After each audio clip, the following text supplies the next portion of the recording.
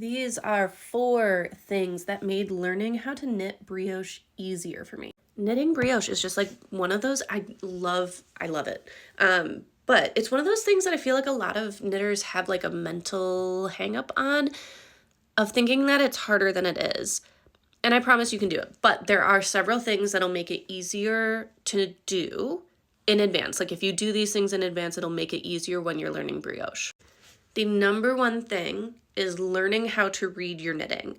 So when you are looking at your knitting on the needles, when you're knitting brioche, you can see every other stitch looks a little bit different. And if you get used to looking at the stitches that you're knitting as you're knitting them and seeing like, this is a knit column, that means that I must knit this stitch. That's reading your knitting. And it makes things a lot easier for brioche because you can see what you're going to be doing. In a kind of similar vein is stitch architecture. So like learning how stitches function makes it easier to see how they will function when you are doing a yarn over, when you are doing a knit stitch, when you are doing a purl stitch.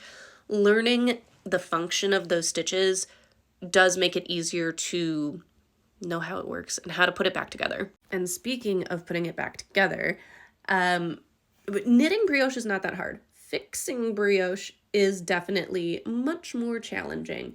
So learn how to use lifelines because you might need them. Basically just putting in some scrap yarn in your stitches like while you're going. So that way if you mess something up, you can rip back to that part, put it back together again without having to like drop down and fix stuff, because dropping down and fixing in brioche, it's possible, but it is definitely more hard. And last thing, when you are learning to knit brioche, start with 2-color brioche. 1-color brioche is beautiful, but it is harder to see what you're doing. So like I said, with like learning how to read your knitting, if everything is the same color, it's harder to see. It's harder to know what's going on. So 2-color brioche and make it high contrast. That'll make it easier to see what you're doing and do it with a bulky yarn.